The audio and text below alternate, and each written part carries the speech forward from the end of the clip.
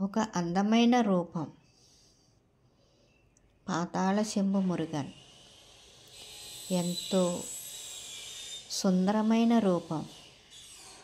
ఆ ఆలయానికి వెళ్ళినప్పుడు మనసంతా ప్రశాంతంగా ఎంతో అద్భుతంగా మనసుకి అనిపించింది. చెప్పలేని ఆనందం కలిగింది.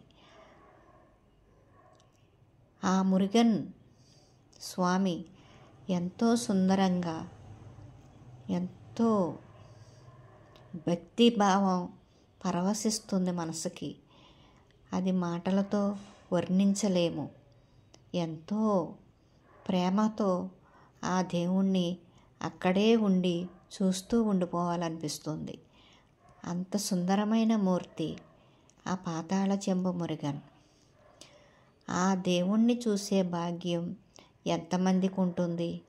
ఆ పరమాత్ముణ్ణి ప్రేమతోనూ భక్తితోనూ ఆస్వాదించటం ఎంతమందికి సాధ్యపడుతుంది? అది అందరికీ కాదు, కొంతమందికే.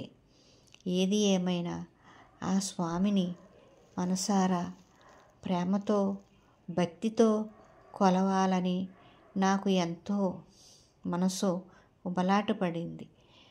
ఆ ఊరు వెళ్ళినంతసేపు కూడా ఎప్పుడెప్పుడా చూడాలి, ఎప్పుడు స్వామిని దర్శించాలి అన్న ఆరాటం ఎక్కువయింది.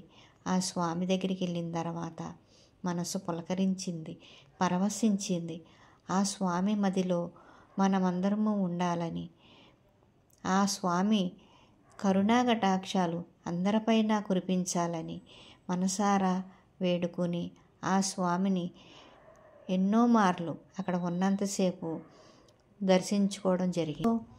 ఆ ఆలయంలో ఆ స్వామిని చూస్తుంటే నిజంగా ఎంతో ఉంచలేము.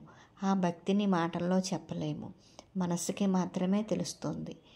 ఈ సుందరమైన రూపం ఎంతమందికి లభిస్తుంది?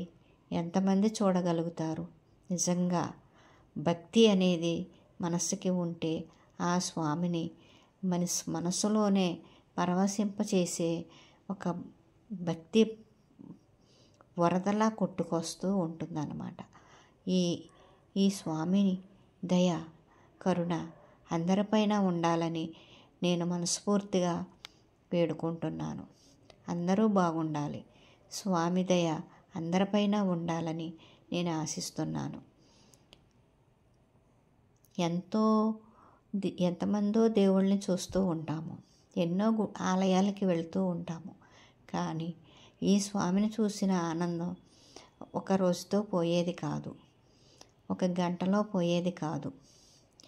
కానీ అక్కడ ఉన్నంతసేపు కూడా పదే పదే ఆ స్వామిని దర్శించుకోవడానికి పరుగులు తీసాను నేను.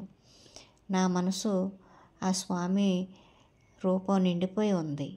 ఎంతో సుందరమైన రూపం అది.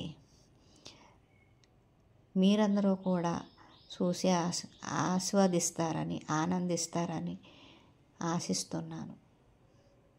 అందరికీ మంచి జరగాలి.